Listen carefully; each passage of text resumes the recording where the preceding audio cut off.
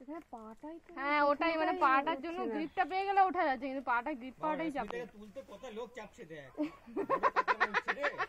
আর নিচে কটা লোক দাঁড়িয়ে আছে সেটা আগে দেখ, ধরবে ক্যাচ।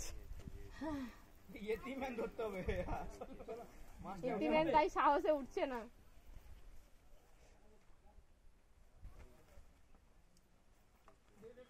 মাটিটা কত সুন্দর ছিল, এসে আমরা নষ্ট করে দিলাম। যাবো দাও দাও দাও। এই ধরে নাও এবার। ওকে ওকে টাইট কর টাইট কর। একটু টাইট কর, টাইট কর। ফাইন, চলো স্টার্ট।